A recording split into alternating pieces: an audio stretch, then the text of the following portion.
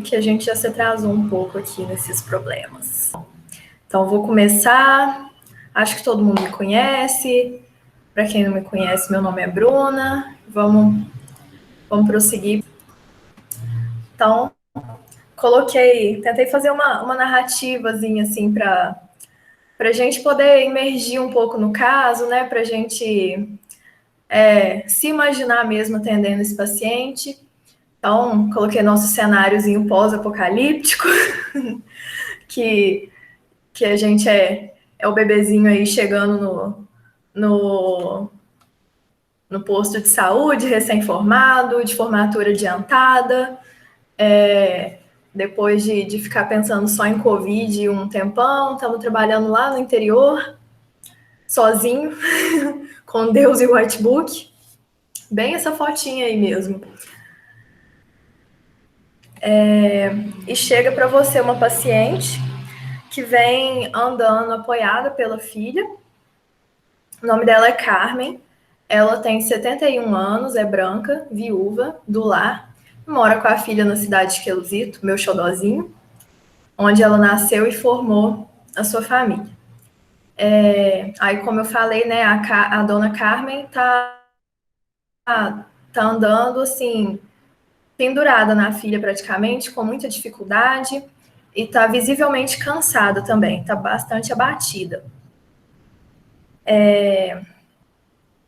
Aí você faz o acolhimento, ela chega no consultório, e a queixa principal dela é a seguinte: doutor, eu não sei o que está acontecendo comigo. Do nada eu fiquei muito fraca e cansada.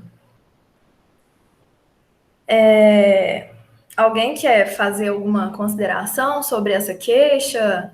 Pensar em algum direcionamento? Ou eu posso prosseguir? Acho que podemos prosseguir, Bruno. Tá bom. Então, você vai deixando ela falar durante a HDA. Você consegue extrair as informações que ela começou com uma fraqueza no corpo, uma fraqueza muscular mesmo. Ela dizia que começou perdendo o jogo das pernas cerca de 8 dias atrás, e essa fraqueza foi aumentando, e ela tá fraca nos braços também, no corpo todo, e agora tá ficando muito difícil de respirar. Você nota que ela tá com a respiração esforçando, assim, com a respiração curta. E ela também reclamou que no início do quadro, assim, uns 8 dias atrás ali, ela estava com formigamentos nos dedos dos pés e nos pés e nos dedos das mãos.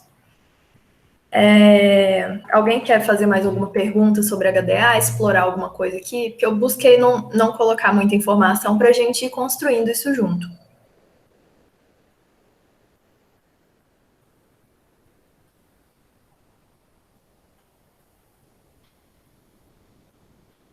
Eu acho que só para entender melhor, Bruno, Hum. ela começou a ter fraqueza nas pernas há 8 dias. Uhum. E ela não tinha nada antes, ela estava normal e o problema da vida dela começou tem 8 dias, é isso? Exatamente. Ela andava normal, sem problema nenhum, era independente. E 8 dias atrás ela caiu uns tombos em casa. Ela falou que nesse tempo de evolução ela caiu 3 tombos dentro de casa mesmo, porque ela não estava saindo, porque ela estava com medo.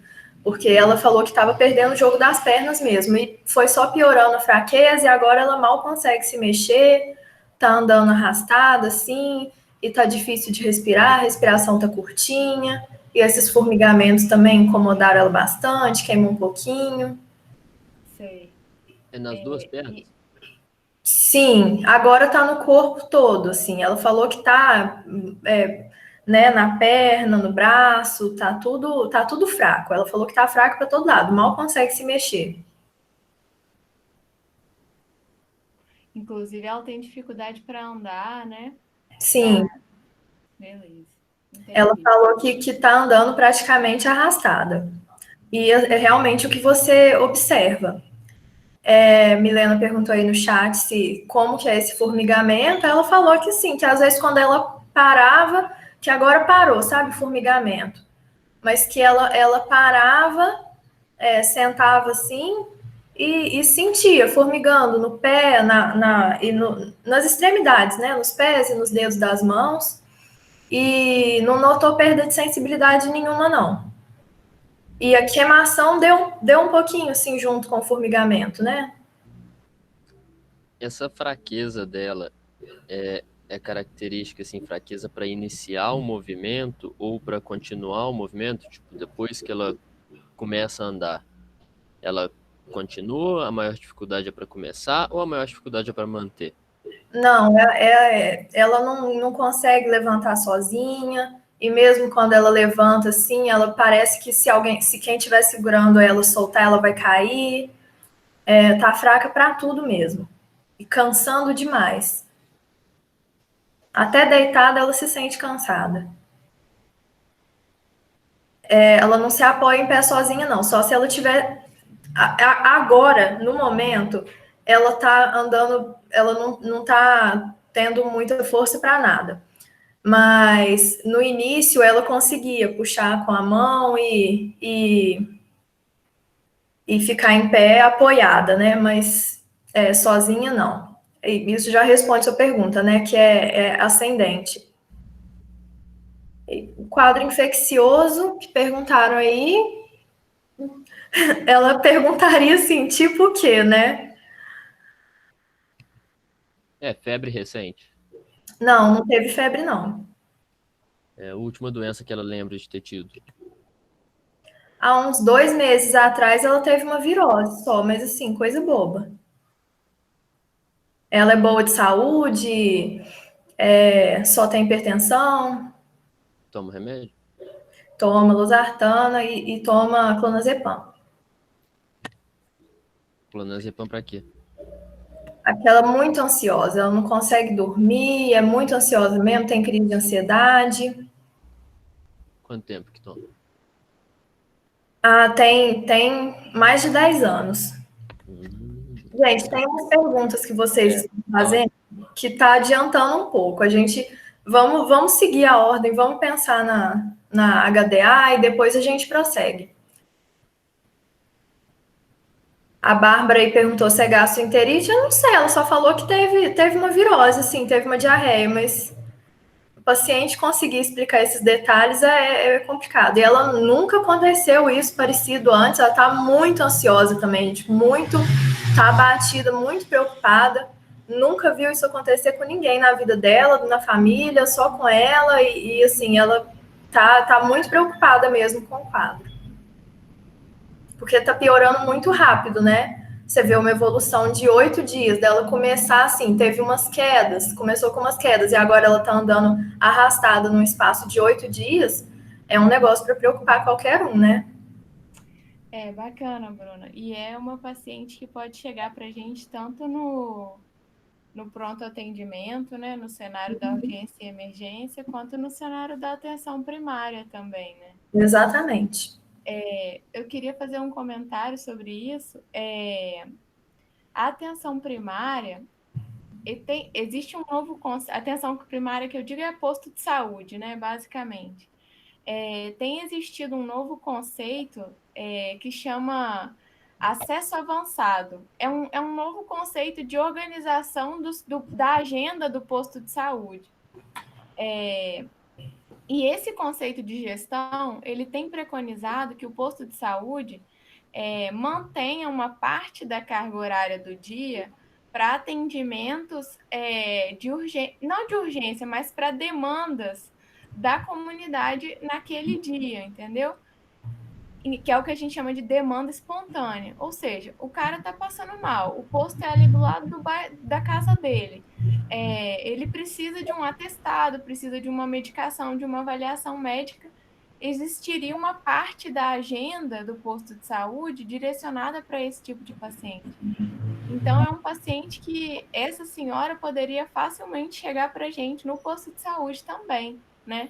Olha que interessante. Um caso que pode aparecer tanto na urgência quanto na atenção primária, né? Acho que a gente pode se imaginar atendendo essa senhora nesses dois cenários. E aí, como diz o Diego, a bola é nossa, mata no peito e vai. E vamos lembrar que vocês estão, a gente, né, tá, além de ser aquele bebezinho bonitinho que eu coloquei lá no primeiro slide, sem experiência nenhuma, formou antecipado, e você tá sozinho, você é o único médico da cidade. Inclusive, ela veio de demanda espontânea, tipo assim, porque nos outros dias não tinha médico, você chegou lá esse dia, sabe? Então, assim, você tá numa cidade sem recurso, interior mesmo, e, né, mata no peito mesmo. Juan perguntou aqui se ela atribui essas quedas à tontura ou à perda de força nas pernas. Ela não falou que não sente tontura, não. Ela só perdeu o jogo das pernas. Tipo assim, fraquejava e caía mesmo. E a Milena perguntou o que aconteceu primeiro, a queda ou a perda de força. Ela acha que perdeu, que caiu porque perdeu a força, porque ela andava normal e de repente, sabe, quando você anda e a perna não responde muito bem. Basicamente isso. Como que foi o primeiro episódio aí, quando ela notou ou de queda ou de fraqueza, assim, o momento que ela percebeu que alguma coisa estava errada? Então, ela contou que foi que 8 dias atrás, mais ou menos, que era num domingo, que os filhos dela foram, os outros filhos dela foram para casa, né? Que ela mora com essa filha, e que ela, assim, foi ficando muito tempo no fogão, né? Fazendo almoço, aquela coisa, muita gente em casa, e ela sempre deu conta das tarefas, assim, normal, sabe? Ela nem mora com essa filha porque ela tem problema nenhum de saúde, não. É meio que a filha que mora com ela, sabe? E aí, família reunida, não sei o que, ela ficou muito tempo em pé no fogão. E aí ela falou que depois, quando ela sentou para descansar, sentiu assim, de noite, sentiu esses formigamentos. Aí no outro dia, andou o dia inteiro normal também. Aí de tarde ela tomou um tombo, assim, que a perna dela perdeu um pouco o jogo. E nisso ela só começou a ir sentindo que a perna estava ficando mais fraca e o braço também começando a ficar fraco. E ela caiu mais 2 vezes dentro de casa, caiu no banho uma vez, então assim, né? E não tem perda de sensibilidade nenhuma que ela tenha notado, não. No membro superior, ela notou perda de força, sim. Só que começou na perna e subiu para o braço. Alguém tem mais alguma pergunta a fazer? Vocês acham que tá bom, então, de HDA? Posso passar para o resto, para a história fisiológica dela? Vamos lá. Ela falou que o hábito intestinal e urinário dela estão preservados. Ela é um pouco constipada, assim, mas falou que sempre foi a vida toda. Nega noctúria, também incontinência fecal urinária não tem. O apetite dela, ela falou assim, que come bem tudo, não tá comendo um pouco menos, porque tá muito preocupada com isso e também tá muito cansada. E ela, sobre o sono, ela falou que é ansiosa demais, que não dorme direito, que tem que tomar remédio para dormir, mas isso também é desde sempre. Ela tem filho que trabalha em outro estado, então ela já é muito preocupada, tem crise de ansiedade, sabe? Então, assim, a ansiedade é um problema bem recorrente na vida dela, por isso até que ela toma remédio, né? Alguém quer fazer mais alguma consideração sobre isso? Posso passar? Eu acho importante a constipação, que falou que foi constipada a vida inteira. Assim, se a vida inteira, mesmo se teve uma época que ela notou alguma mudança. Assim, desde jovem o intestino dela é meio preguiçoso. Só que agora, mais idosa, assim, ficou um pouco mais preguiçoso. Mas, assim, ela falou que vai no banheiro, assim, 1, 2 vezes por semana e é tudo normal. E esse é o normal dela. Não sente dor de barriga nem nada, não fica incomodada, não.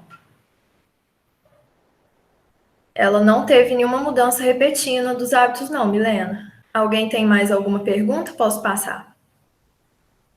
Posso só fazer um comentário sobre isso? Eu achei interessante a pergunta do Pedro,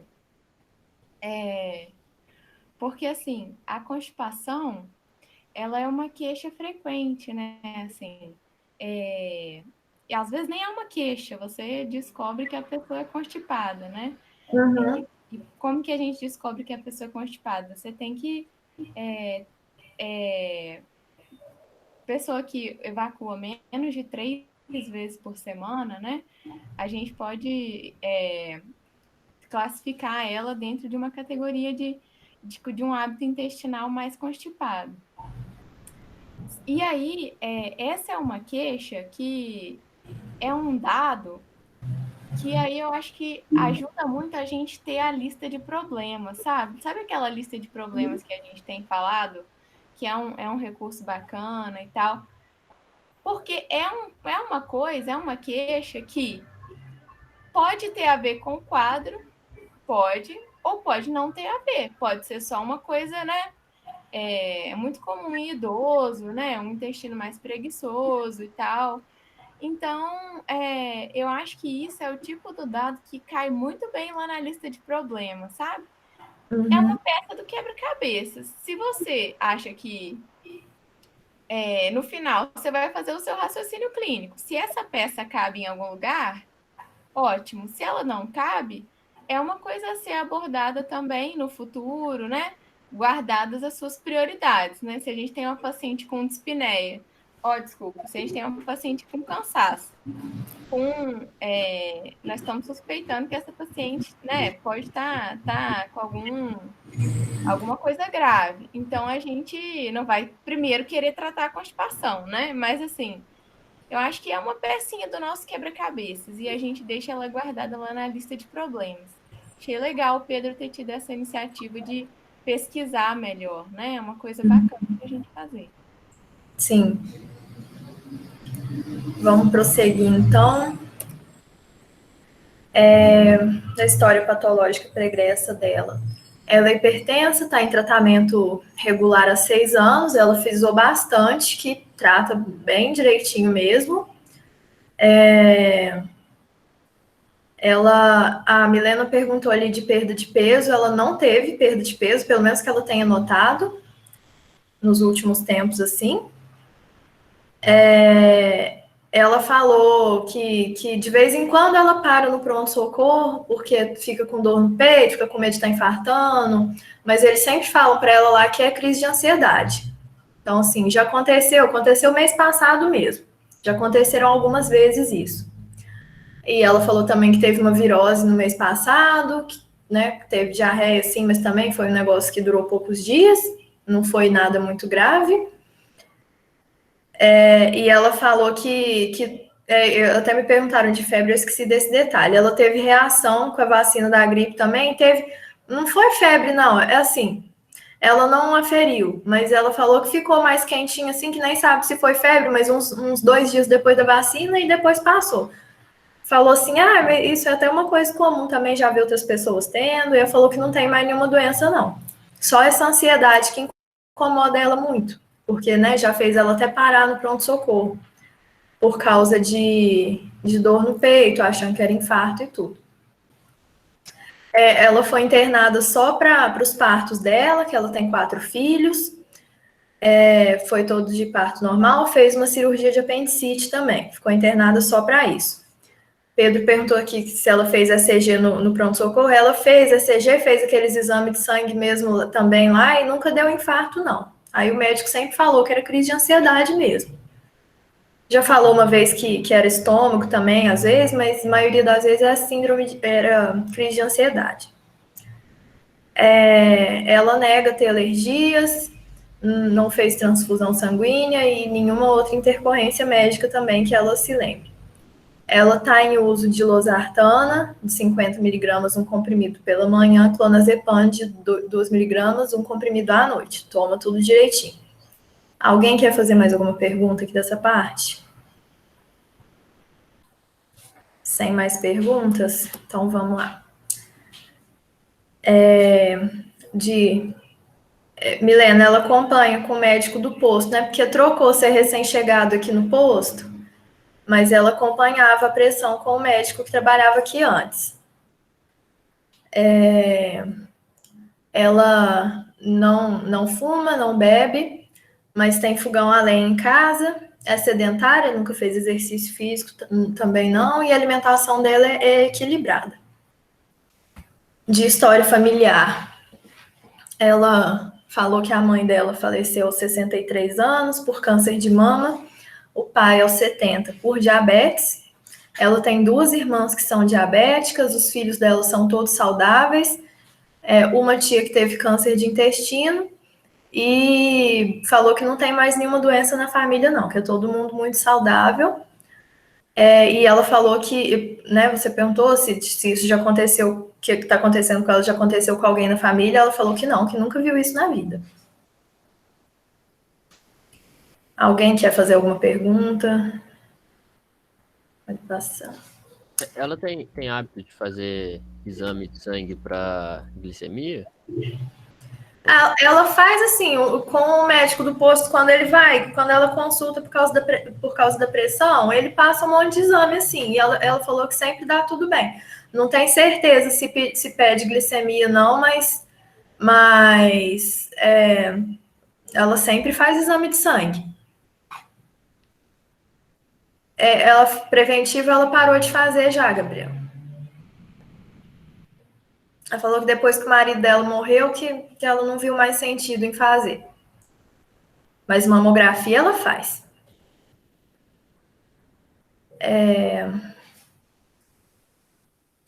Vamos ver. O marido foi de acidente. Foi de acidente que o marido morreu. Vamos discutir um pouco agora, gente. Alguém já me traça um diagnóstico sindrômico? Qual que é o nosso sintoma guia aí? O que a gente pode pensar para essa paciente por agora? Bruna, eu quis esperar você falar o caso, justamente porque é um caso muito rico e agora dá para a gente entender um pouco até a noção, né, do todo. Diferente da prática, né, que você não tem esse privilégio. Você tem que ir raciocinando enquanto colhe informação, mas já que a gente tem o privilégio de, né, estar num ambiente protegido, a gente pode ouvir toda a história da paciente e depois a gente discute melhor.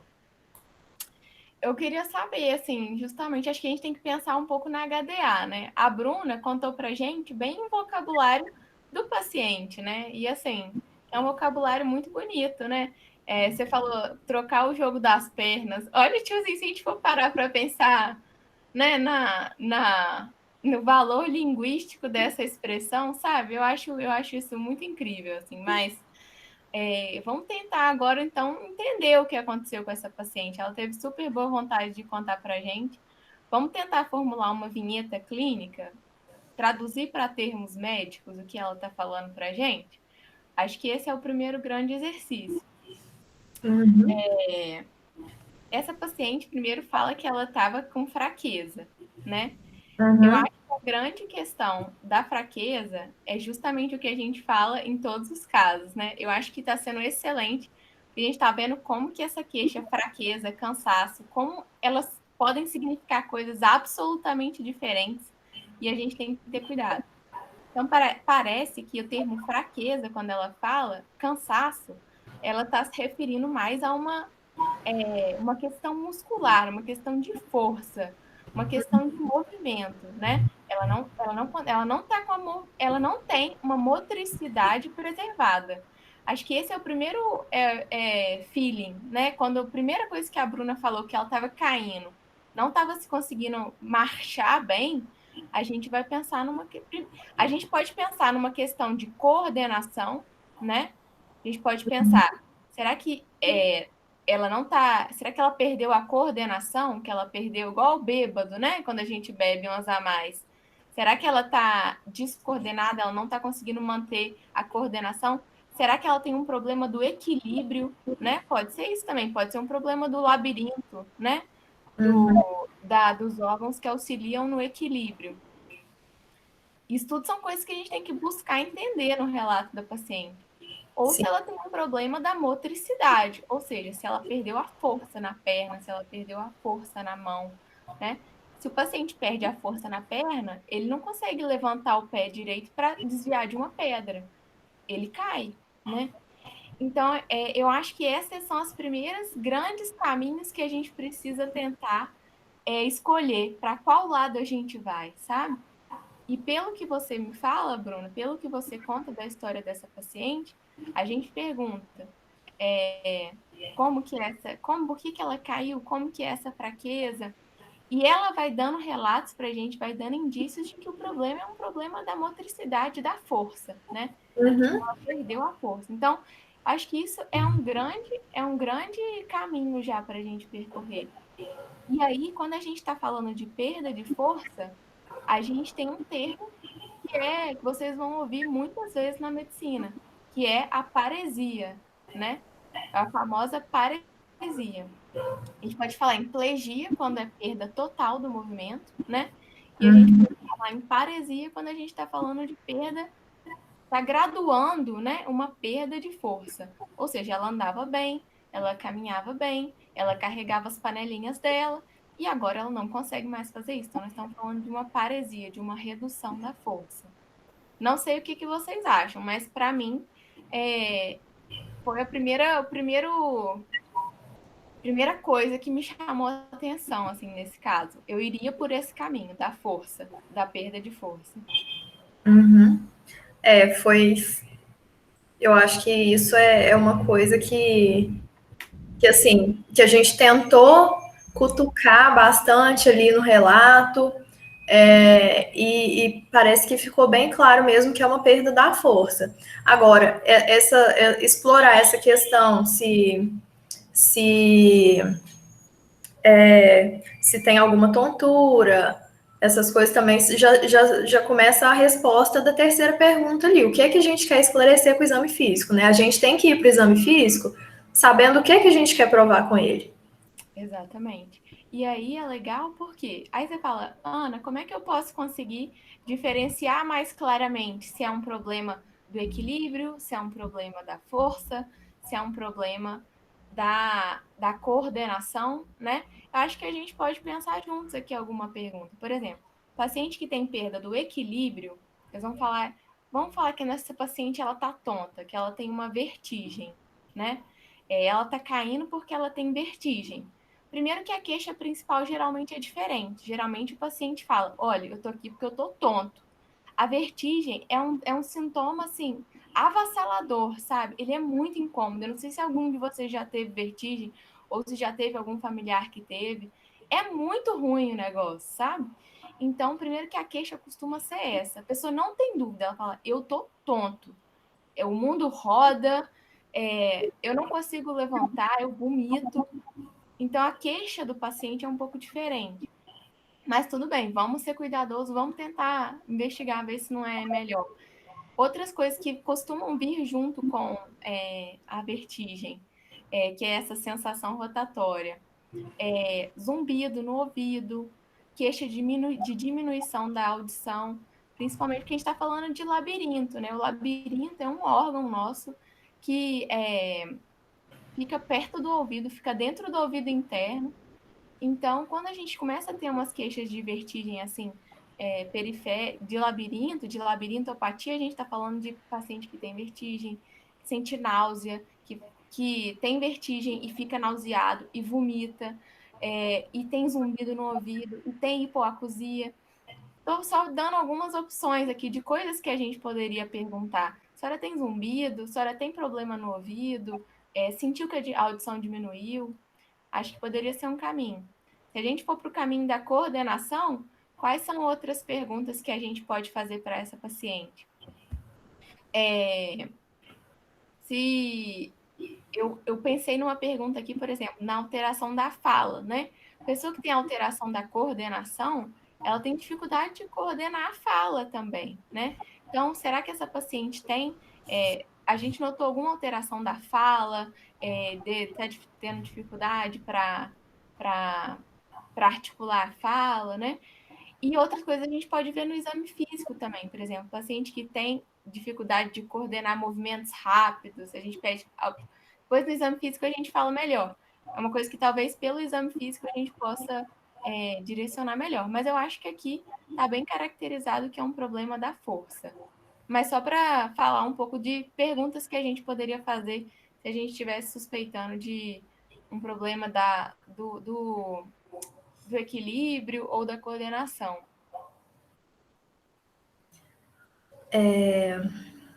A Milena já deu umas opiniões aí de diagnóstico sindrômico. Alguém mais quer falar alguma coisa nessa questão? Eu tô pensando aqui o seguinte, que pelo que a Ana falou até agora, e também pela HTA, por tudo que a gente já viu do paciente, isso está muito direcionado justamente para a questão da força, né? E aí tem várias formas que a gente pode investigar. Poderia ser talvez uma síndrome do neurônio motor. Só que é bom reparar também que a paciente, claro que não, isso não vai tirar o diagnóstico principal, mas a paciente não é diabética, na verdade, diagnosticada, mas tem uma família diabética. O ambiente dela ali, da casa dela, tem essa questão do fogão de lenha, que não geraria, eu acho, um problema agudo, mas ainda assim é um problema. E ela tem hipertensão. Isso tudo é fator de risco para doença cardíaca. Então, assim, paciente idosa, essas dores no peito, alguma hora ela pode ter tido um infarto. Então, eu acho que é uma coisa a se investigar também, que se ela tiver tido, nesses últimos dias, um infarto que não foi diagnosticado, por exemplo, é de alguma forma compatível, apesar de não ser o que está brilhando assim para a gente, né? Que eu acredito que o que está chamando mais atenção por enquanto é o sistema nervoso. Sim. Eu achei essa sua visão, Pedro, várias vezes no raciocínio. Desculpa, Bruna, acho que eu te interrompi. Pode falar. Você vem demonstrando isso em várias reuniões, eu acho isso muito legal. Você tem uma visão do paciente, você consegue traçar o perfil do paciente para além do que ele está te contando, sabe?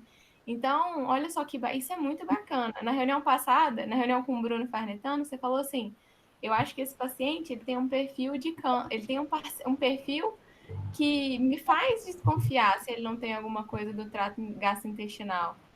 E eu achei. Nosso caso não tinha nada a ver com isso, mas poderia ter tido, né? Hoje você fala, na reunião anterior do Pedro Gordon, o Henrique falou: poxa, eu acho que esse paciente tem um alto risco cardiovascular. Isso é uma leitura do paciente, isso é o conhecimento de vocês, sabe? Então não percam isso. Pode ser aqui que o nosso caso caminhe para outro lado e a gente tem que perceber o caminho do barco, como diz o Bruno. Mas eu acho que esse julgamento é muito importante, porque, por exemplo, se o paciente infartou, né, a gente tem que ter certeza, a gente tem que excluir isso com muita segurança, né? Eu acho muito, muito bacana. Mas agora, vocês estão reparando que a gente está falando só de semiogênese aqui? Né? A gente está falando só de semiogênese. A gente largou a semiotécnica lá no início. Vamos falar de semiotécnica, então, antes da gente pensar. Vamos tentar caracterizar. Eu não estou satisfeita com a nossa descrição do caso, com a nossa vinheta do caso. Acho que está faltando a gente discutir muita coisa ainda antes de passar para o exame físico. Porque senão nós vamos passar para o exame físico perdidaço, e aí não vai adiantar. Vamos lá, nós estamos falando de uma. Então, nós estamos falando de uma paresia, de uma possível paresia, né? E aí nós temos que caracterizar melhor essa paresia. Vamos lá, vamos devagar. Nós estamos falando de uma paresia que começou em membros inferiores, só que agora já é uma paresia de membros superiores também. Muito bacana, Juan, muito bacana. Então, talvez a primeira coisa que a gente tem que descrever melhor é uma paresia aguda, né? Como o Juan falou aí. É totalmente diferente uma paresia crônica de uma paresia aguda, totalmente, né? Uma paresia aguda de membros inferiores que ascendeu para o membro superior, né? Então, nós podemos falar de uma paresia aguda ascendente. Uma coisa muito legal pelo que a Bruna descreve,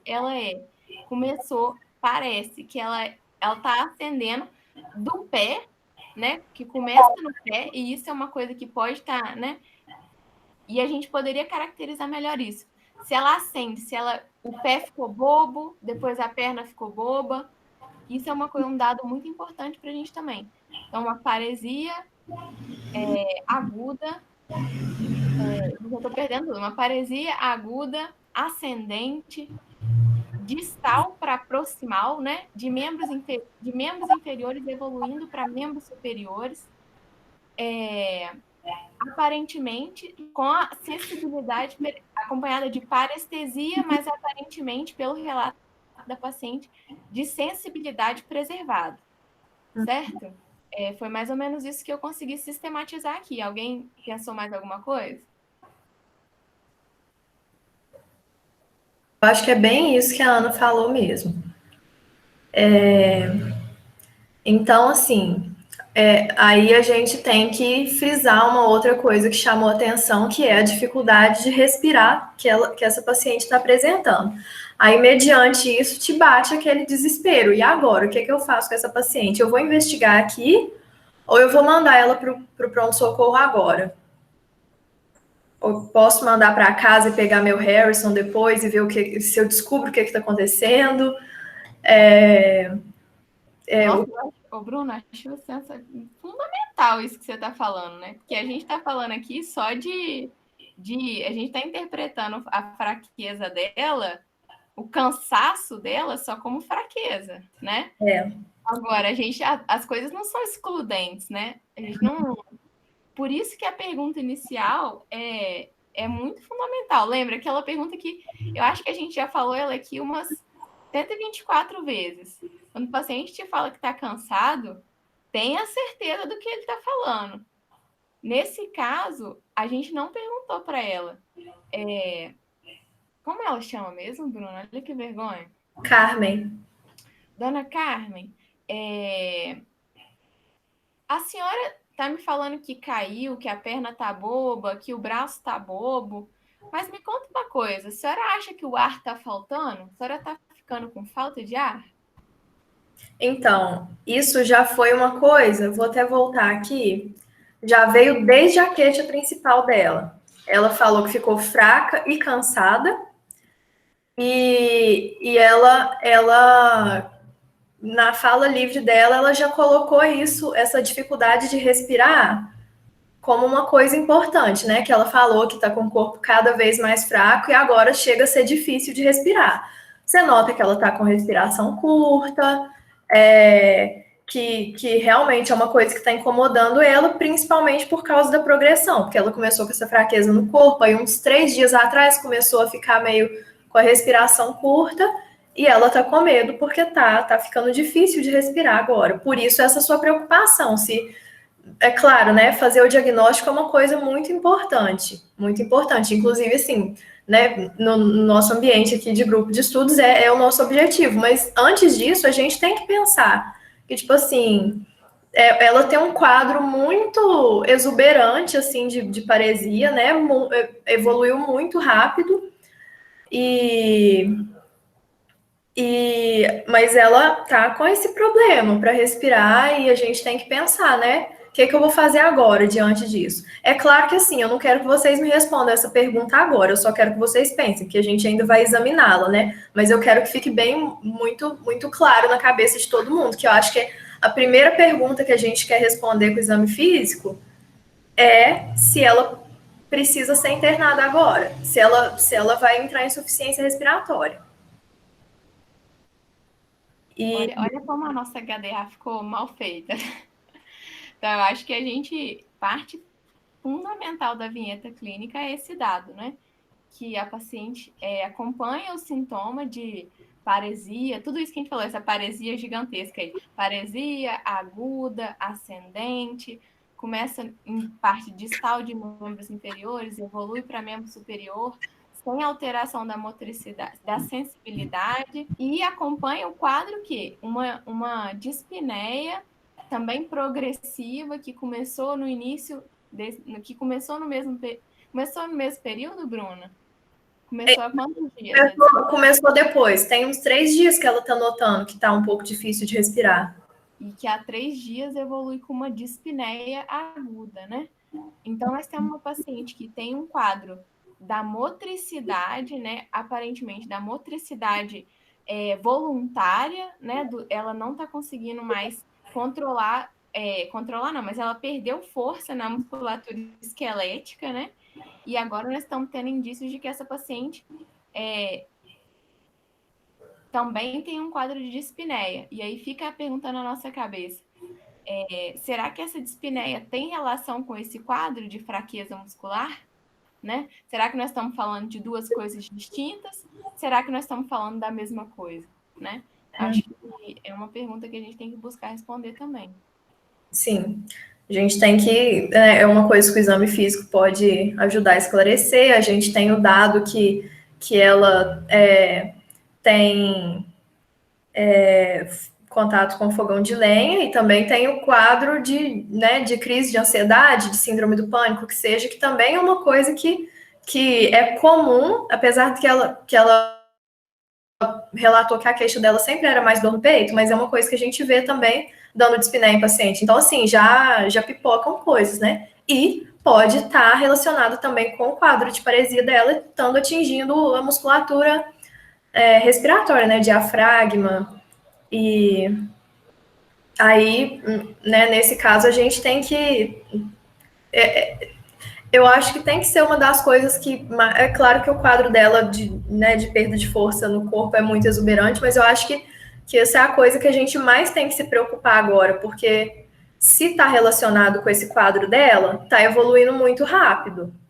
E se ela começou há 3 dias com a dispneia, vai saber como é que ela vai estar amanhã, né? Então, é uma coisa que a gente tem que se preocupar. Talvez não seja uma coisa relacionada com o quadro dela também, e vai ser uma coisa que a gente vai poder olhar depois, mas eu não queria que vocês esquecessem desse problema que para mim, não sei se seria o sintoma guia, sabe? Mas é uma coisa que não pode sair da sua cabeça, por mais que, né, que o resto do quadro dela possa ser bizarro.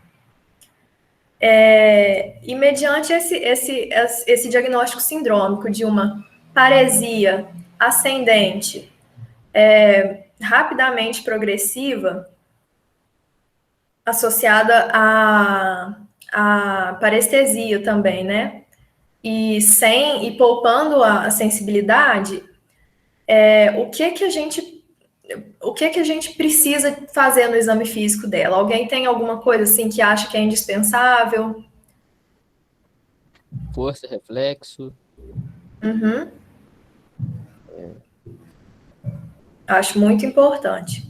E também, uma vez, a gente estabeleceu o nosso diagnóstico sindrômico, mas a gente não pode esquecer também de buscar os diagnósticos diferenciais, né? Então, acho muito importante também fazer um teste de Romberg, não vai ser possível fazer com ela, né? Mas talvez Dix-Hallpike, fazer um index nariz, ela talvez consiga, para a gente ver se tem alguma coisa cerebelar, se tem alguma coisa, né, vestibular.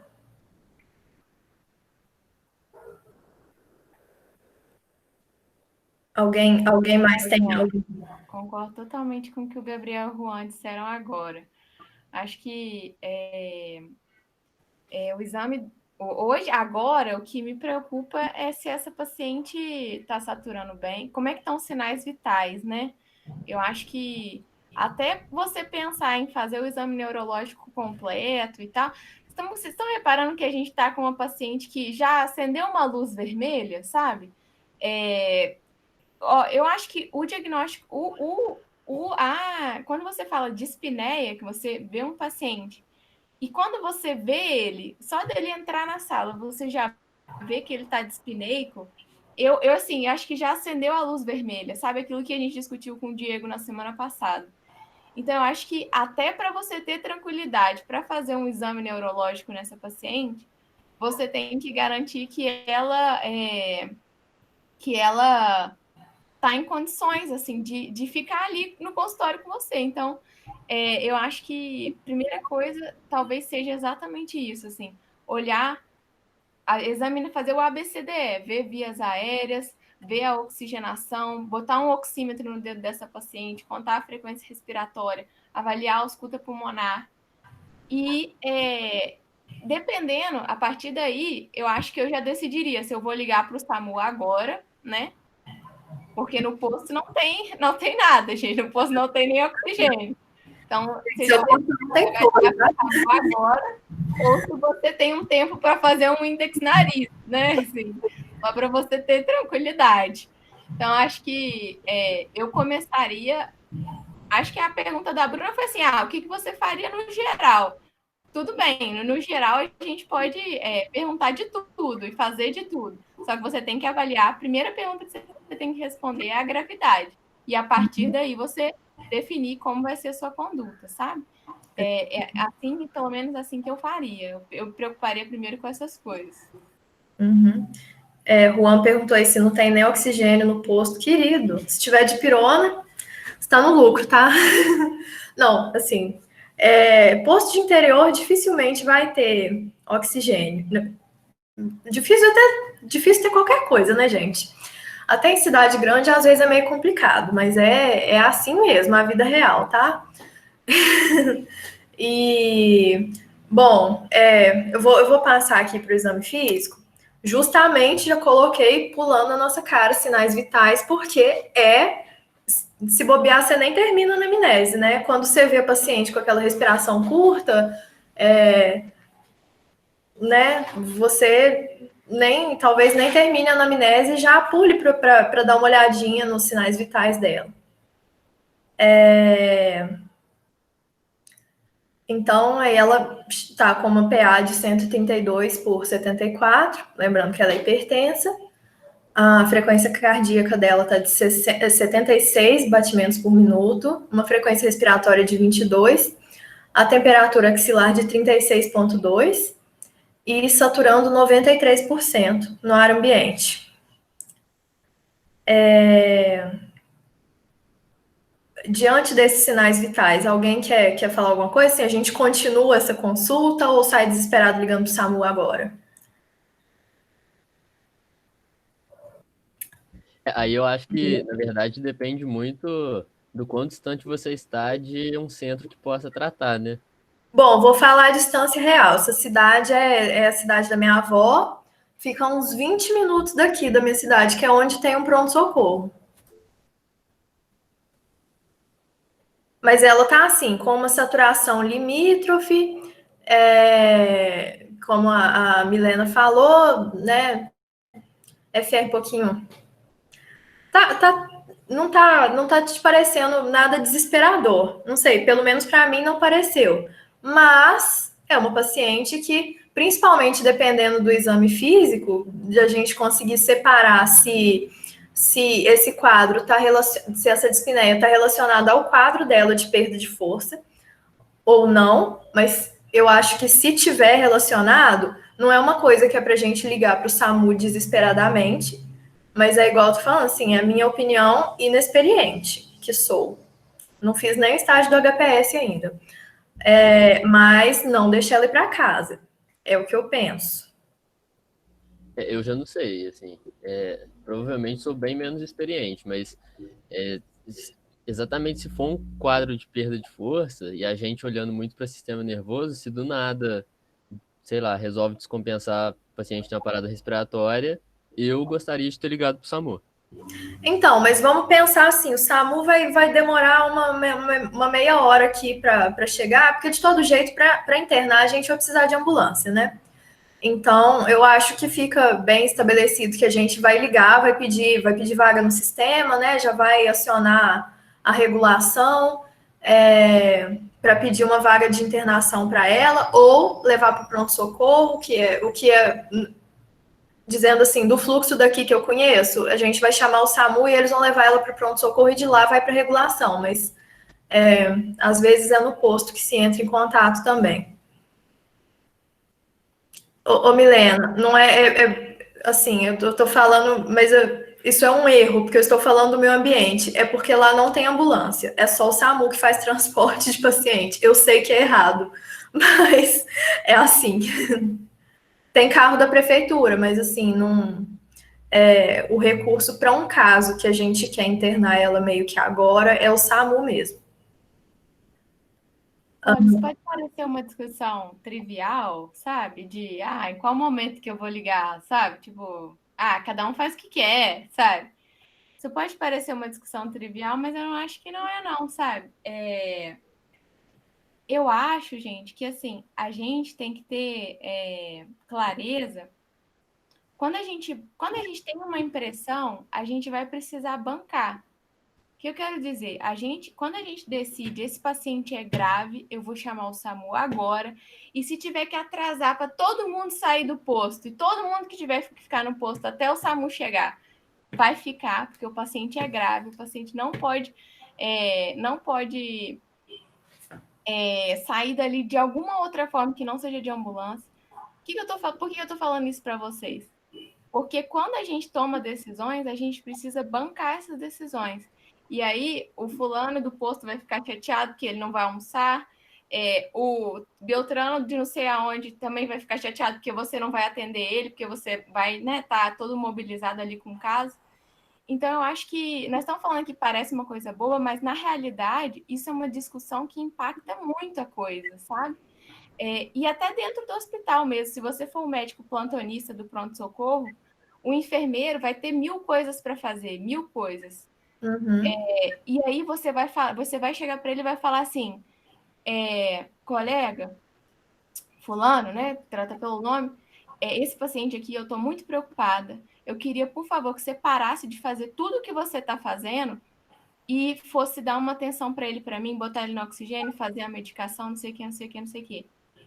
Então, quando você chega para o seu colega e pede isso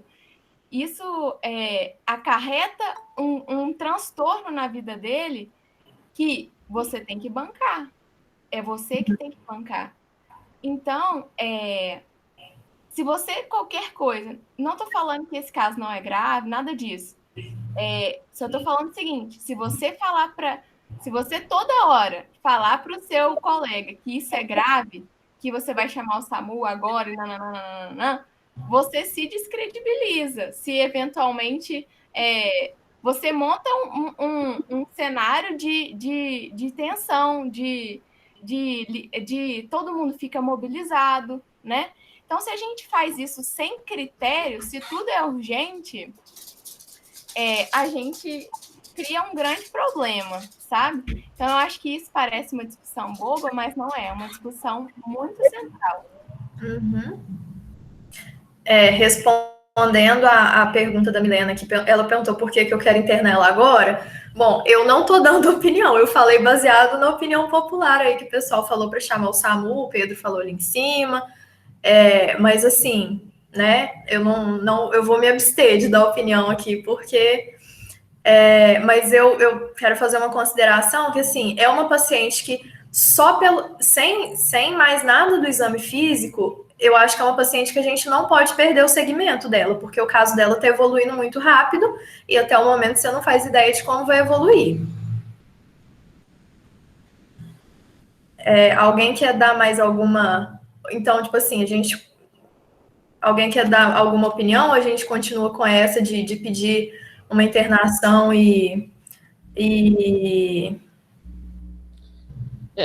uma coisa assim, que igual a Milana falou aí, que a gente tem uma ideia, mas a gente tem que provar, acho que é importante a gente estar ciente do nosso papel naquele momento, né? Que se tem alguém ali em condições de dar o diagnóstico, quem chega mais perto disso é o médico que está no posto.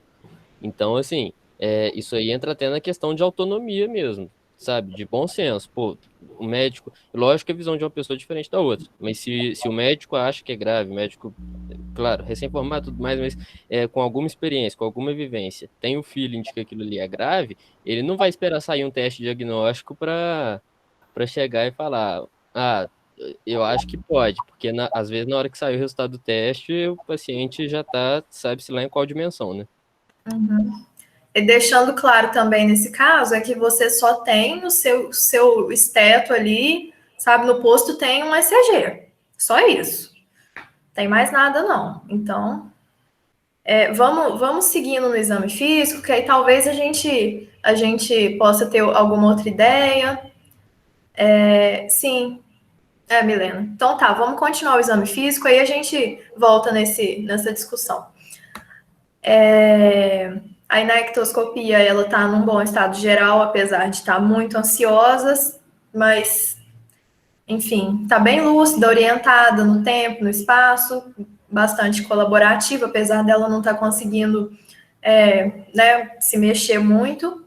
Tá corada, hidratada, acianótica, anictérica. De cardiovascular, ela tem um ritmo regular em 2 tempos, não tem sopro, não tem extrasístole, a frequência dela e a PA já estão ali nos sinais vitais. De respiratório, ela tá respirando curto e rasinho, sabe? Tá com alguma dificuldade. O murmúrio vesicular dela tá positivo, presente, não tem nenhum ruído adventício. Mas ela tá com aquela respiração assim, tipo, nitidamente com dificuldade, sabe? E também muito ansiosa por causa disso. Dificuldade assim, eu não coloquei isso para florear o quadro ali no início, mas para falar para ela tá meio difícil. A gente já imagina como que tá a situação, né? A filha que fala a maioria né, que conta a maioria das coisas, quando ela fala, ela tem uma certa dificuldade. Do exame de abdômen, ela não tem nenhuma alteração, enfim, nada digno de nota, também nos membros inferiores, mesma coisa, nada digno de nota, não tem edema, os pulsos estão amplos, estão simétricos. Aí a gente passa para o exame neurológico dela. Ela está alerta e orientada, a linguagem, atenção e memória estão preservadas. Testes de nervos cranianos. Ela não tem alteração de campimetria. Os movimentos oculares dela e o reflexo fotomotor consensual está tudo preservado. A sensibilidade na face está preservada. Ela tem alterações de movimentos faciais bilateralmente. E tem uma fraqueza bilateral nos movimentos de palato e faríngeos e uma fraqueza na elevação de ombros. Você coloca meio ali como um grau 3. E os movimentos da língua, o trofismo, tudo normal. Passando para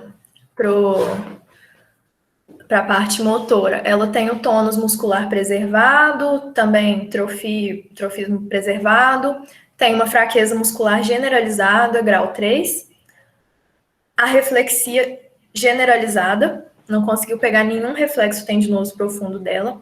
Você tentou assim, bicipital, tricipital, aquileu, patelar, tudo grau 0.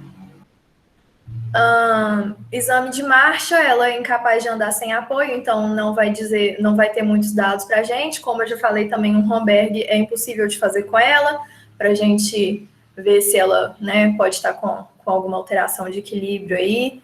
Aí você fez Dix-Hallpike, que está normal. Index nariz, ela faz com alguma dificuldade, né? Porque você vê, uma força muscular grau 3, ela só vence a gravidade. Então, com alguma dificuldade, mas nada incoordenado, sem tremor, tudo normal. Exame sensorial, ela tem uma sensibilidade vibratória reduzida nos pés e a sensibilidade tátil, térmica e dolorosa estão preservadas. Reflexo cutâneo plantar ausente. Tá indiferente, na verdade. Ausente é o sinal de Babinski está ausente. Bom, gente, vamos traduzir isso tudo agora, né? Muita coisa aí. A gente tem que.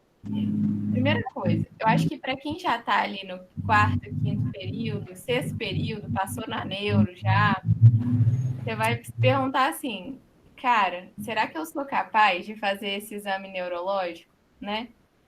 O exame neurológico é uma grande pedra angular na nossa faculdade. A gente treina pouco e a única forma de ficar bom é fazendo, sabe? Tendo na sua cabeça uma sequência e treinar em todos os pacientes. Então, isso é legal porque quando você for para o seu estágio de UBS, no 9º período, faça exame neurológico, mesmo que o paciente não tenha uma queixa diretamente relacionada, se não esteja uma forte queixa neurológica, faz um reflexo para você aprender a usar o martelo. Treine, porque eu acho que isso é muito importante. Então, eu tenho muitas dúvidas. Quando eu acho um reflexo diminuído, eu falo, gente, será que está diminuído ou será que sou eu que não sei fazer? Eu acho que isso é uma angústia que passa em todo mundo, assim, até o final. Melhor forma é a gente tentar praticar e confiar na gente mesmo. Então, se a gente bateu o martelo no joelho da paciente, a gente achou diminuído, confia no que você está fazendo, né? É melhor confiar no seu senso. Então, eu acho que a gente pode tentar traduzir isso aí tudo, assim. O que vocês acharam de tudo isso que a Bruna falou? E para quem não passou no LHC2, que é muita coisa neurológica, eu acho que a gente pode devagar ir juntos aqui devagar para tentar ir traduzindo um pouco as coisas. Alguém tem alguma dúvida, assim? Ou quer perguntar alguma coisa pontual? O que vocês acham? Então, vou tentar ir traduzindo. E aí, à medida que a gente for traduzindo, a gente vai parando. Você me ajuda, Bruna? Claro, claro. Primeira parte que você olha do exame neurológico primeira coisa que você tem uma paciente que tem uma queixa motora, né? Então, a gente vai analisar a motricidade. Vamos começar pelo mais evidente, né? Só que motricidade não é só força, né? A gente precisa... O que vocês acham que expressa motricidade? A gente vai falar de força, e aí tem vários testes para você medir a força do braço, força da perna. E muito importante, força do rosto, né? Olha que legal. Quem inerva a nossa musculatura da face são os nervos cranianos, que são os nervos que saem do tronco encefálico. Então, é importante você testar os pares cranianos, né? Para você ver se esse componente da motricidade da face, se os nervos cranianos estão funcionando bem ou não. E é justamente isso que a Bruna descreve no primeiro exame ali, né? Que ela fala dos nervos cranianos. E aí, o que a gente pode perceber, assim, dando uma olhada geral? Pô, não sei muita coisa, mas dando uma olhada geral. Nós estamos falando de uma paciente que tem ação da motricidade o tempo inteiro, né? Uhum. O que você acha, Bruna? Ela tem alteração da motricidade facial, né? Ela tem dificuldade de movimentar, de fazer movimentos faciais, a abrir a boca, né? Imagino que seja isso. Uhum. Fraqueza bilateral do movimento do pálato, ou seja, nós estamos falando, o pálato, né? Que vocês devem saber o que é o tônus do pálato, olha que interessante, ele é mantido pelo nervo vago, né? Então, se nós temos uma fraqueza do nervo vago de algum dos lados, que é o 10º par, nós podemos ter alteração do tônus do pálato. Nós temos dificuldade de levantar o ombro, que pode indicar fraqueza de acometimento do território do 11º par. Então, eu vejo nesse exame dos nervos, quando a gente vai testando aos pouquinhos, com muita calma, a gente vai reparando alterações da motricidade. Foi isso que me chamou a atenção. O que você acha, Bruno? Então, eu acho que o que fica aí pra gente é que ela tem uma fraqueza, uma paresia, né? Meio que generalizada, pegando inclusive território de nervo craniano. Ela tem, sim, uma alteração de sensibilidade que não foi percebida por ela antes, né? Até porque é uma alteração, assim, geralmente a vibratória é uma das primeiras a alterar mesmo. Então, ela tem uma alteração só da vibratória e ela tem essa reflexia generalizada, que é uma informação muito importante para a gente. Vamos esquecer a neura se a gente não conseguiu fazer o reflexo direito, porque algum ia sair, gente. Patelar, a gente brinca desde criança de fazer o reflexo patelar. Então, assim, vamos confiar um pouco no nosso taco. Mas acho que, assim, aí reforça aquele diagnóstico sindrômico nosso, né, de antes, ainda colocando essa informação da alteração sensorial, das alterações de motricidade em território de nervo craniano e essa reflexia. Então nós estamos falando de uma paciente que tem perda de força, que tem paresia, que tem perda de tônus da musculatura, né? Que tem a reflexia. Tudo isso nós estamos testando motricidade, gente. Tônus, reflexos. Não é só testar a força em si, nós estamos tudo isso testando motricidade, né? Eu acho que talvez esse seja o dado mais importante para a gente. Até agora, eu acho que a gente não chegou num diagnóstico sindrômico exatamente, sabe? Quando a gente está falando de síndromes motoras, eu acho que a primeira coisa que a gente tem que tentar estabelecer na nossa cabeça primeiro, se nós estamos falando de uma síndrome piramidal ou de uma síndrome extrapiramidal, né? Ou seja, nós estamos falando de alteração do trato córtico-espinhal, estamos falando de motricidade grosseira, ou nós estamos falando de motricidade fina, de pequenas sutilezas do movimento, sabe? E isso ajuda a gente a estabelecer. Aqui nós estamos claramente falando de motricidade grossa, né? Não sei como é que fala isso nos termos da neuro, mas está falando de motricidade de esqueleto axial, de esqueleto, né? Então, aqui eu ficaria mais tranquilo de falar que nós estamos falando de uma síndrome piramidal, né? Que nós estamos falando de trato córtico-espinhal, de problema no trato córtico-espinhal. Ana, deixa eu te interromper um pouco. Vamos colocar assim, na neuro a gente divide um pouco mais esse diagnóstico. A gente pensa assim num diagnóstico sindrômico e depois a gente vai raciocinar num diagnóstico topográfico. Essa parte é muito importante.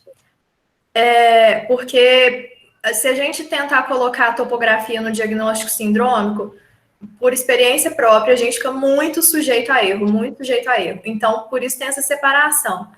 E, assim, diagnóstico etiológico, como sempre, é a última coisa que a gente vai pensar, né? Mas eu acho que, assim, a gente estabelece que ela tem uma síndrome de fraqueza muscular, né, que está meio generalizada, uma reflexia, tem uma certa alteração de sensibilidade. Eu acho que isso ficou bem estabelecido. Alguém discorda? Eu não discordo, mas gostaria de só dar um pitaco. É que, na verdade, assim, a gente está procurando diagnóstico sindrômico. Então, nesse aspecto, já tem duas coisas que vêm com o nome síndrome, né? E ainda mais em se tratando de motricidade, e que eu acho que a gente está caminhando por aí, que são as síndromes do neurônio motor. Então, a gente tem, para diferenciar a síndrome do neurônio motor superior e a síndrome do neurônio motor inferior. E é interessante lembrar que na do neurônio motor superior, quando não é fase muito aguda, na verdade, porque na fase mais aguda o reflexo e a força estão diminuídos, mas depois que já passou a fase muito aguda, os reflexos aumentam, né? E aí o tônus muscular também aumenta. Enquanto na do neurônio motor inferior, o tônus muscular, a força e o reflexo diminuem. A força também diminui no superior, só que na do inferior tudo diminui.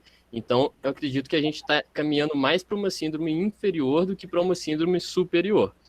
Isso se a gente já tiver descartado, né? Uma síndrome cerebelar, por exemplo, mas, assim, é porque parece que a gente não está indo para esse rumo.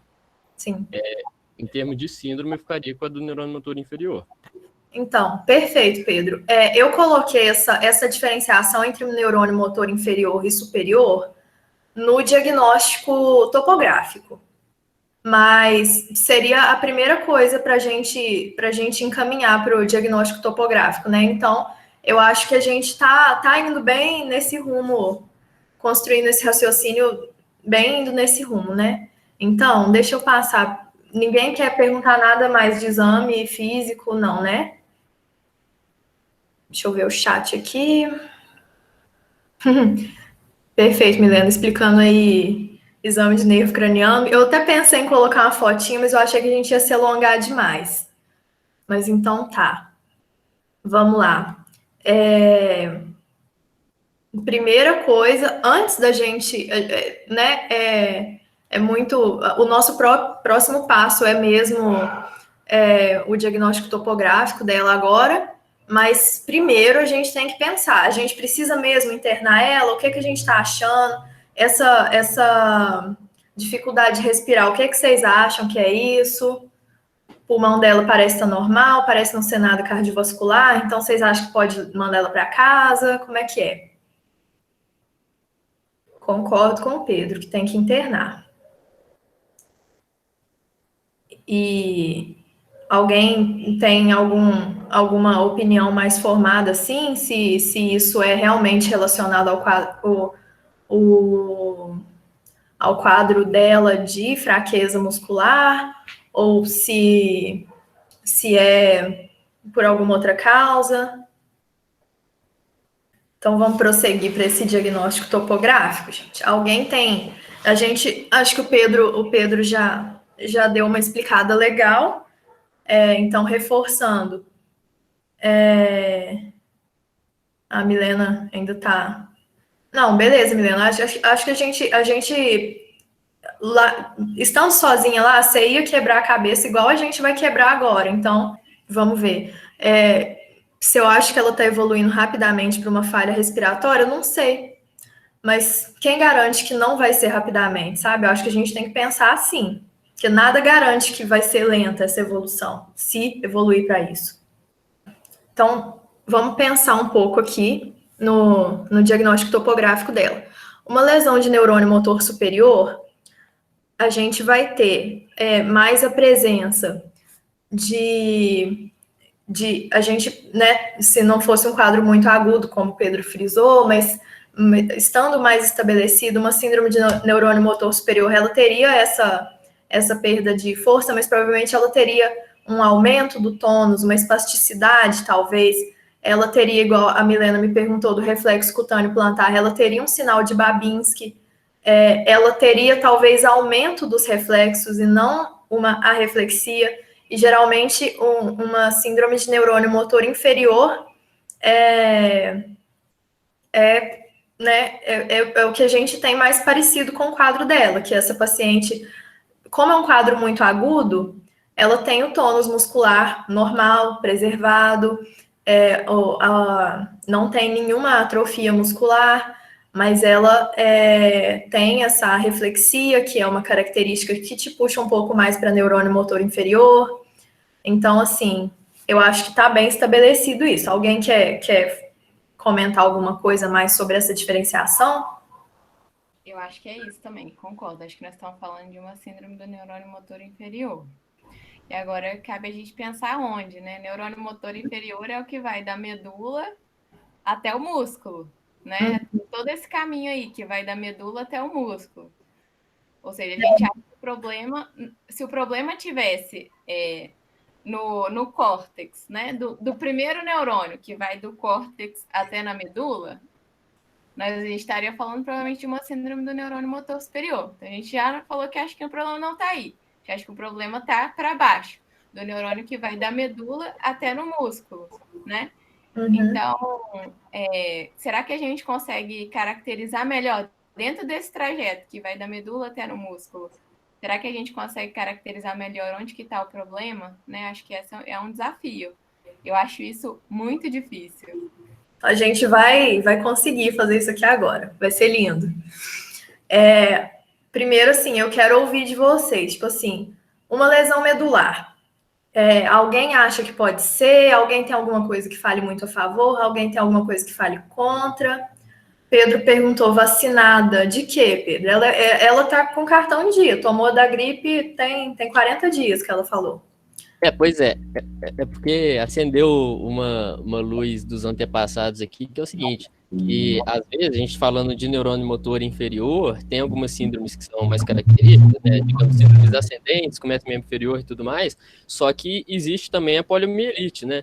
Então, assim, apesar de ter essa questão da eliminação e tudo mais, existe, né? E querendo ou não, poderia ser compatível, embora talvez não seja o destino final.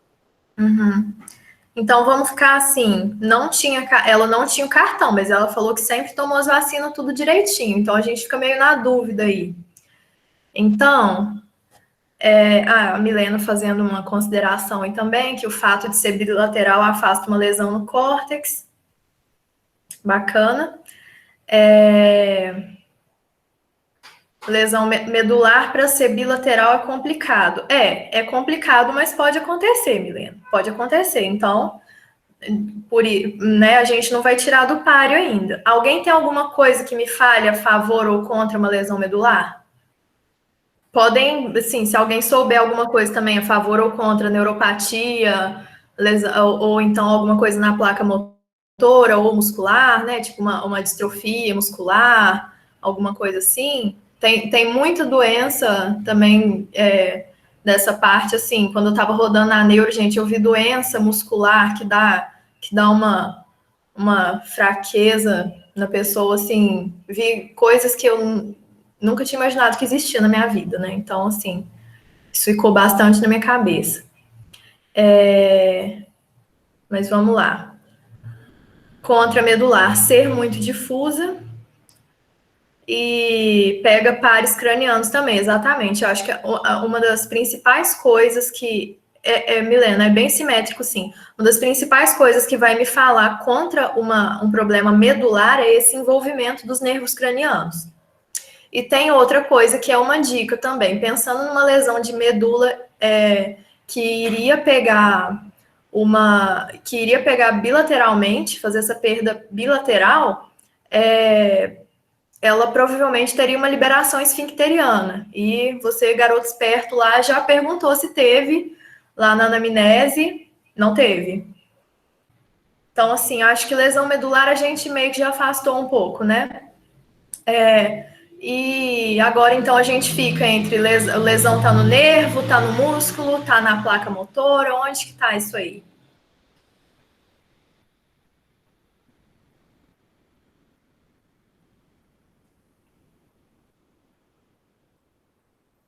Difícil, hein, gente? Uhum. Eu descartaria a placa motora. Placa motora, nós estamos falando da junção entre o nervo e o músculo, né? Eu descartaria a placa motora, que quando a gente tem doença da placa motora, nós estamos pensando principalmente num padrão de fadiga, né? A paciente vai fadigando, ela acorda muito bem, acorda com a motricidade ótima, e quando ela ali no final do dia é que os sintomas vão aparecendo, sabe? Então, inclusive, até no exame físico a gente consegue induzir isso, né, Breno? Você pede para o paciente fazer um movimento rápido. Você vê que ele começa bem e ele vai cansando, né? Uhum. Então, eu descartaria a placa motora por esse motivo, sabe? E descartaria uma miopatia, ou seja, um problema do músculo, porque assim, não faz muito sentido, né? Nós estaríamos que estar falando de uma miopatia generalizada, né? Num problema um problema muscular de forma geral, né? Então eu ficaria mais por ali pelo nervo, pelas raízes, né? Uma radiculopatia ou uma neuropatia. Uhum. Eu concordo com o que a Ana falou, mas eu preciso fazer uma consideração mesmo sobre doenças musculares. Gente, existe doença muscular raríssima que, tipo assim, você vai ver uma família, e também tem muito isso, né? Doença muscular assim, costuma ter outros casos na família, mas nada impede o paciente também de ser o primeiro caso. Mas olha, existem tantas e tão diferentes, existem muitas assim que a gente nem imagina. Então é difícil fazer o diagnóstico disso, sabe? Então já estou em dúvida aqui, já estou em dúvida. Eu acho que entra muito a história recente da paciente, né? A questão da vacina e da virose também. Que, tipo assim, nessa hora eu acho que a gente, se não grifou, deveria ter grifado, assim, na hora de não esquecer de olhar para aquilo até o final, né? Uhum. Alguém mais quer falar alguma coisa? A gente pode prosseguir. Parece que as opiniões estão mais para neuropatia do que para lesão, né, de placa motora ou muscular, né? A gente pode prosseguir? Ou alguém quer falar alguma coisa mais? Vou defender então, Bruna, porque que eu acho que não é miopatia, sabe por quê? Posso queimar minha língua, tá, gente? Mas eu já paguei tanto mico nesse grupo que eu não tô me preocupando mais. A miopatia, ela tem um padrão diferente, sabe? Quando você está falando de miopatia, geralmente você fala de uma fraqueza mais de caráter proximal do que de caráter distal, né? Assim, e o padrão de acometimento eu acho que é diferente, sabe? Eu acho que esse é o meu principal argumento, assim, de que. E além disso, nós estamos falando de uma paciente, o que não está entrando nesse diagnóstico para mim, onde eu não estou sabendo encaixar isso, é a alteração da sensibilidade, né? Eu menosprezei essa alteração de sensibilidade. Então, nós temos uma paciente que tem alteração da motricidade e da sensibilidade, aí você já fica pensando assim, poxa, eu acho que esse problema não está no músculo, tá? Exato. Porque se fosse uma coisa só do músculo, a gente estaria falando de um problema focado na sensibilidade, na motricidade, né? E aqui nós estamos falando de um quadro que é mais florido do que isso.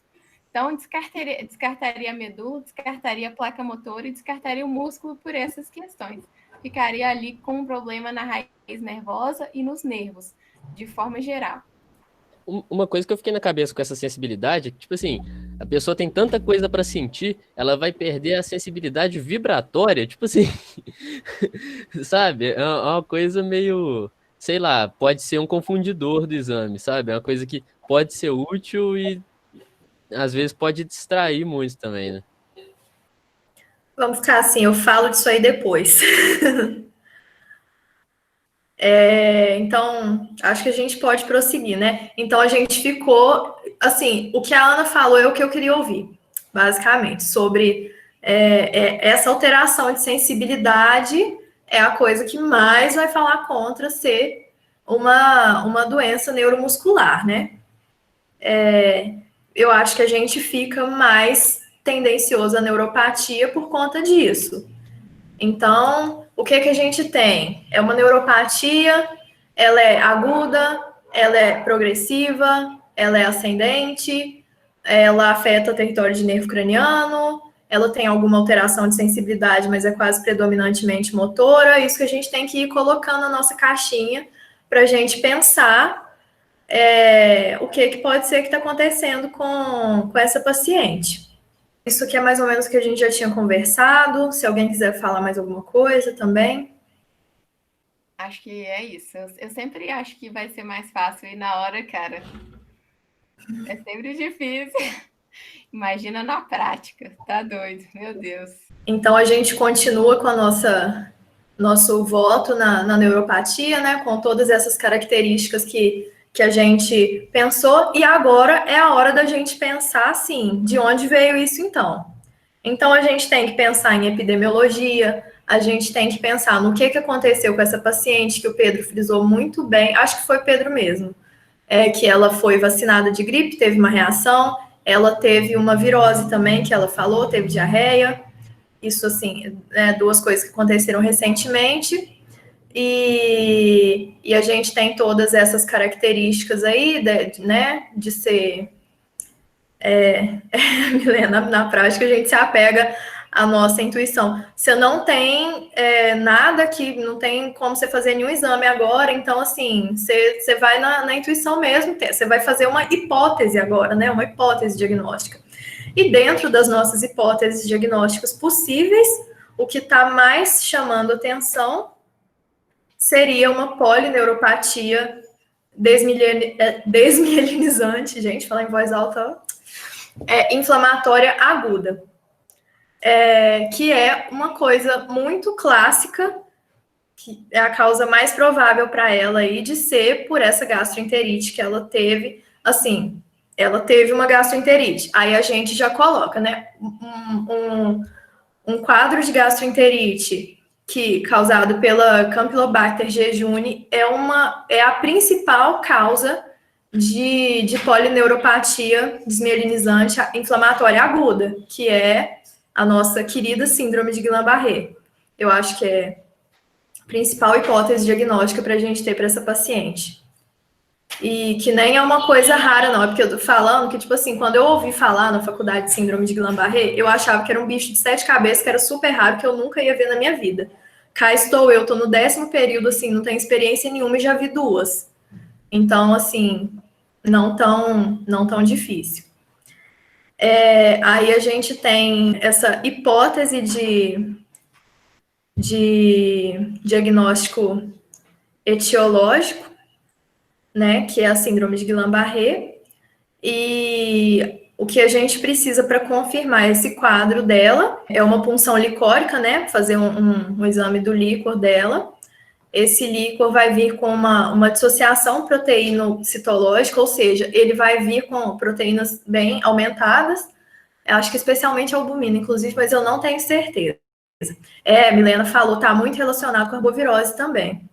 E reação à vacina, que eu enfiei essa vacina da gripe aí de propósito, inclusive. Aí tá, tem essa alteração no líquor, e vamos lembrar que a gente não pode fazer essa punção lombar nela antes de descartar uma lesão compressiva na medula, por exemplo. Então, assim, provavelmente, no livro que eu tirei esse caso, eles fizeram, mesmo tendo, não, mesmo meio que descartando pela anamnese uma lesão medular, eles fizeram uma ressonância para confirmar antes de fazer a punção lombar nela. E também uma forma de confirmar esse diagnóstico é uma eletroneuromiografia com padrão de desmielinização. Bom, alguém quer falar alguma coisa sobre isso? A Milena, eu sei que o Pedro também desconfio, mas a Milena, eu acho que ela já estava sabendo do diagnóstico já há bem mais tempo. A Ana, não sei. O que alguém tem alguma coisa a falar sobre isso? Eu coloquei os critérios diagnósticos aqui. Lembrando que essa polineuropatia desmielinizante inflamatória aguda é e o mais comum dos 4 subtipos de Guillain-Barré, tá? De síndrome de Guillain-Barré. Alguém quer falar alguma coisa? Olha, eu queria falar várias coisas, mas eu vou tentar falar só uma delas, para não ficar falando muito. Primeira coisa que eu acho que a gente tem que pensar nesse caso é que esse é um diagnóstico que tem que estar na nossa cabeça quando a gente vê esse padrão de polineuropatia ascendente, de síndrome do neurônio motor com esse padrão de fraqueza ascendente, que pega membros inferiores, que pega membros superiores. Nem sempre vai ser um quadro chapado assim, sabe? Nem sempre. Mas é uma coisa, eu diria até mais. Quando a gente vê um quadro de paralisia flácida, como a gente está vendo aqui, né? A gente está falando de um padrão de paresia flácida, de membros superiores, de membros inferiores. A gente tem que fazer esse diagnóstico de Guillain-Barré tem que pelo menos passar pela nossa cabeça pela reversibilidade do quadro, né? É um paciente que ele entra no seu consultório sem andar direito, com perda de... Vocês imaginam o terror que não é isso, gente?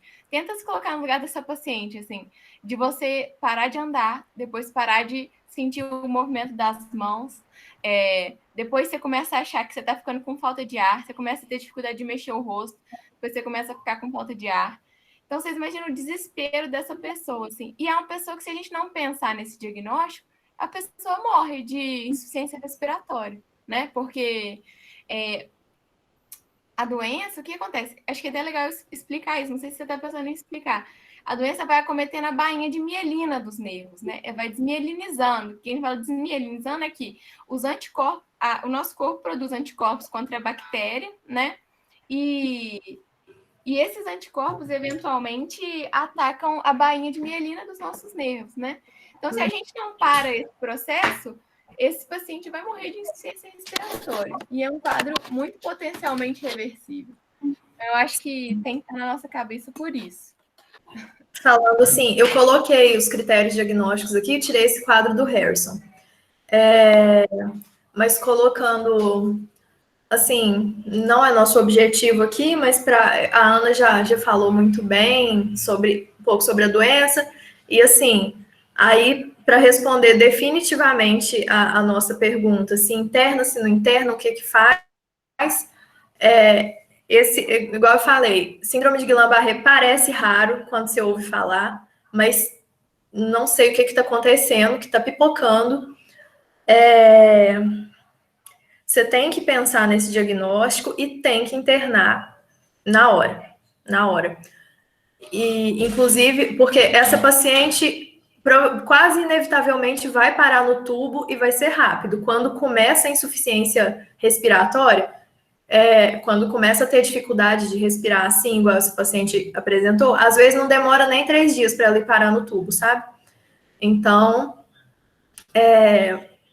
é muito importante você ter essa desconfiança e internar essa paciente. Inclusive, desconfiar e internar antes de aparecer a dispneia. E outra coisa é que o tratamento, que ele é feito com imunoglobulina e às vezes com plasmaférese também, mas mais com imunoglobulina, ele é mais efetivo se você fizer no início do quadro. É um quadro que, na maioria dos casos, vai ter uma remissão mais ou menos espontânea ali, né? Lembrando que é uma doença que, se você não cuidar, vai levar à morte, porque a pessoa vai entrar em insuficiência respiratória, inevitavelmente. Mas, assim, é um quadro que a pessoa, no espaço de alguns meses até um ano, ela recupera as funções neurológicas dela. Quase que totalmente, às vezes fica como resquício uma diminuição global de reflexo, ou talvez até a reflexia, mas, enfim, é um paciente que precisa de cuidado. Então, eu vi tanto no Blumenfeld quanto no Harrison, que o pessoal está perguntando aí da causa principal, é o Campylobacter jejuni, sim. É a que tem mais casos, mas tem várias causas, né? A arbovirose é bem estabelecida, eu acho que mais Zika ou chikungunya, não sei, desculpa. Eu li tanta coisa que eu fiquei meio perdida. Amigo, é Zika. É Zika? Então, e vacina também pode acontecer. Infecções de trato respiratório superior também é muito comum. Então, assim, é aquela coisa que você teve uma infecçãozinha ali 1, 2 meses atrás, e depois você já esqueceu que aquilo aconteceu. Uma diarreia, gente, que besteira, né? Assim, nem sempre é uma besteira, mas. E depois você abre esse quadro, sabe? Às vezes você nem lembra de contar para o seu médico que aconteceu essa diarreia. Então, assim, é importante até perguntar também, né? Por isso que a gente tem que estar com esse diagnóstico na cabeça. Enfim, acho que é isso. Se alguém quiser falar mais alguma coisa. Só por último, então. Eu acho que a gente podia fazer um exercício de tentar pensar como seria se a gente tivesse pegado essa paciente 2 ou 3 dias atrás. Por exemplo, você pega uma paciente com uma paralisia flácida de membros inferiores só. Vamos supor que ela ainda não tivesse sintoma de membros superiores. Eu acho que já ficaria... Aqui ficou bastante claro esse padrão, porque a gente pegou o paciente, a doença já tinha cometido membros inferiores e membros superiores, né?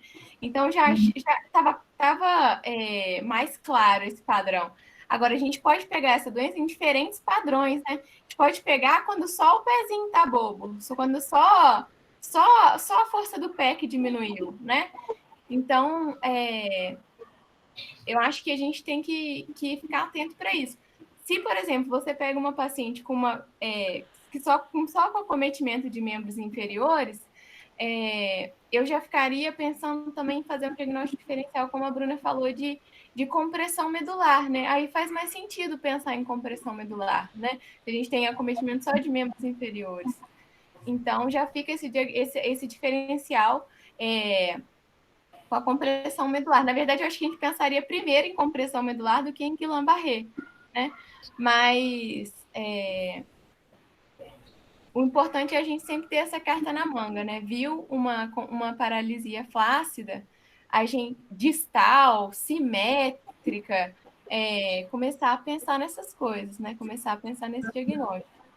E a gente só faz diagnóstico do que a gente conhece. Então, acho que foi excelente, muito bom. Eu Sim. queria era perguntar, na verdade, para vocês que estão mais na frente, tipo assim, na hora que você vê a paciente assim, você consegue pegar uma história tão completa, não em termos de tempo, mas em termos assim de ser viável mesmo, você conseguir extrair informações do paciente. Como assim, Pedro? Em questão dela conseguir falar? É porque, assim, igual no caso dessa paciente, a filha relatou a maioria das coisas, né? É mais assim, de você deixar claro para o paciente qual que é a informação que você está buscando e do paciente te falar e você conseguir, sabe, tipo assim, o paciente entender o que que você quer saber e responder de acordo com isso, sabe? Porque são muitas coisinhas, né? Uhum. Eu posso responder o Pedro? Sim, com certeza. Eu acho que para você chegar, né, nisso que o paciente te falou, que é o que você precisa saber, você precisa pensar no caso, né, neste caso, assim, na síndrome de Guillain-Barré. Como a Bruna falou que eu tinha pensado nisso, eu realmente foi a primeira coisa que eu pensei, porque eu já vi a síndrome de Sabia. Guillain-Barré 4 vezes na vida, assim, 2 no HU de paciente real e mais outras vezes na faculdade ou casos não, muito mais do que 4 vezes. Então, é uma coisa que você perda de força ascendente, eu vou pensar em Guillain-Barré. Só que eu não, eu assim, eu estava tentando buscar outros diagnósticos, porque para não ficar presa nisso, porque pode ser outra coisa totalmente diferente, mas é aquele viés do que eu conheço, né? De ir atrás do que eu conheço. Então, quando você tem uma ideia do que você pensou, e assim, eu acho que dificilmente numa história real você pensaria logo de cara no Guillain-Barré para fazer as perguntas certas para o paciente, né? Se é uma perda de força ascendente, se ela teve uma virose há algum tempo atrás, para você poder ligar essas coisas. E uma coisa que é muito interessante de um caso que eu vi em Ubá, que me fez entender melhor esse caso que a Bruna está contando. Porque se você está numa cidade grande, igual Juiz de Fora, e você tem a ideia desse diagnóstico, você tem uma facilidade de transferência do paciente para um hospital de referência, de um atendimento especializado para o paciente muito mais rápido. O caso da paciente que eu vi em Ubá, ela faleceu porque ela foi internada lá e eles não transferiram ela, não tinha um neurologista para poder avaliá-la. E quando ela conseguiu a transferência para Juiz de Fora para poder fazer o tratamento, ela já tinha avançado no estágio avançado. Mesmo que os médicos lá em Ubá tivessem a desconfiança do diagnóstico, eles não conseguiram trazê-la para Juiz de Fora. E no caso dessa paciente da Bruna também, é importante a gente pensar que é um estágio avançadíssimo da doença, né? Que ela já estava perdendo a força da musculatura respiratória, né? Então, chegou um caso completo para a gente. No caso dessa paciente lá de Ubá que eu vi, ela foi aos poucos, ela ia no médico, o médico mandava ela voltar para trás, isso é zika, chikungunya, não sei, isso é dengue, e a chikungunya, se não me engano, né? Você tem dor muscular, e o Guillain-Barré dá dor também. Tá. Não é sempre. E ela tinha dor, então falava, isso é da chikungunya. Então, assim, é muito difícil você pegar esse diagnóstico assim, se você não conhece. E só para finalizar, uma curiosidade que eu aprendi lá no CTI esse ano é que existem, eu não sei direito, mas a síndrome de Guillain-Barré é uma e a síndrome de Miller-Fischer, eu até pesquisei aqui, é outra. Mas é a mesma polineuropatia desmielinizante, é isso? Só que Isso. uma pega nervos pares cranianos, a outra não. Eu não sei qual que é qual. Depois vocês podem dar uma pesquisada, assim, porque eu nunca nem tinha ouvido falar nisso, e o Bruno falou isso lá no CTI no início do ano. Eu fiquei curiosa, dei uma É pesquisada. Miller Fisher, amiga. Miller Fischer dá oftalmoplegia, né? A pessoa perde o movimento ocular. É Miller Fischer. Isso mesmo, isso mesmo. É um, É outra, então é tipo, como é que é? É outra manifestação do mesmo tipo de doença é. que talvez tenha um diagnóstico mais difícil. Então é Então, isso. o, eu falei desses 4 subtipos, né, de Guillain-Barré, a síndrome de Miller-Fisher é um deles. O quadro dessa paciente, assim, até complementando um pouco do que a Milena estava respondendo, eu peguei o que é mais comum, que, né, e é um quadro de livro. É um quadro de livro. É muito difícil o paciente chegar dessa, né? Assim, se você tem o script da doença já na sua cabeça, talvez é uma coisa mais igual a Milena, né? Ela meio que falou que eu também sou meio assim, como eu vi Guillain-Barré bastante, eu penso em Guillain-Barré, tenho um medo desse negócio, penso nisso o tempo todo. Chega um paciente com alguma coisa parecida, eu estou pensando automaticamente em Guillain-Barré, até quando não tem muito a ver. Mas, enfim, você tem, assim, eu acho que conhecer a doença ajuda muito a pensar nisso e para você extrair as informações do paciente, nem sempre é fácil, sabe? Com essa paciente foi fácil, assim, porque é um caso de livro, né? Claro, ela já chega contando tudo, mas assim, às vezes é difícil, mas aí uma coisa que eu acho muito importante é você estimular a fala livre dela, porque quando você fica perguntando muita coisa, você deixa muita coisa passar. E outra coisa que é importante, que eu acho muito importante, só para uma última complementação do que a Milena falou, é que quando você está dentro dessa situação, você quer fazer um diagnóstico de alguma doença neurológica, você tem que fazer bem passo a passo esse diagnóstico. Primeiro você vai fazer esse diagnóstico sindrômico, vai ver que é uma fraqueza muscular, que tem a reflexia, que é a coisa que chama mais atenção no quadro dela, né? É uma fraqueza muscular com uma reflexia generalizada, pensar em tudo, que ela foi aguda, ascendente, progressiva, pensar em todas essas características. Depois você vai pensar assim, tá, e onde está isso? Fazer o diagnóstico topográfico, começando sobre essa coisa de é neurônio motor superior ou é inferior? Aí, se for no inferior, você já corta bastante coisa e você vai pensando, tá na medula, tá na raiz, tá no nervo, tá na placa motora, no músculo. E só depois que você já tem... Você vê, depois que a gente tem bem estabelecido o diagnóstico sindrômico e o diagnóstico topográfico, se você conhece esse diagnóstico etiológico, que é a síndrome de Guillain-Barré, você mata. Fácil, sabe? Claro que eu não vou falar assim, você confirma o diagnóstico, porque você precisa de uma confirmação por exame complementar também, né? Mas assim, vem na sua cabeça, sabe? Fica mais fácil de fazer o diagnóstico quando você segue esses passos, assim, mais criteriosamente. E acho que isso só. Alguém quer falar alguma coisa a mais? Não, muito bom, Bruna. Muito bom. Acho que é um exercício constante. A gente precisa exercitar esse raciocínio, sabe? Todos os dias, em todos os diagnósticos. E na neuro isso fica mais bonito, né? Assim, é mais Mas, engraçado. É mais fácil você topografar as lesões, né? Assim, poxa, muito bacana. Acho que foi muito bom mesmo, assim, gostei muito. E vou sair daqui e já vou estudar fraqueza muscular.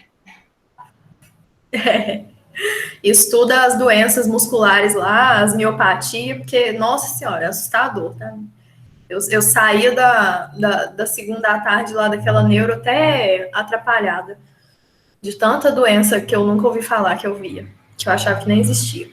Mas, enfim, acho que é isso, gente. Beleza, Muito, pessoal. Muito muito obrigada, bom. Bruna. Então, semana que vem a gente tem um encontro, para quem puder, a live do site Raciocínio Clínico. E aí a gente combina pelo WhatsApp e vê como é que vai fazer daqui a 15 dias. Combinado? Mas enfim, gente, foi muito bom mesmo. E espero ver todo mundo semana que vem. No caso, com o pessoal do raciocínio clínico. Vai ser muito bom. Foi muito bom hoje. Fiquei muito feliz com as contribuições de vocês. E é isso. Boa noite, gente. Tchauzinho. Beijão, pessoal. Valeu.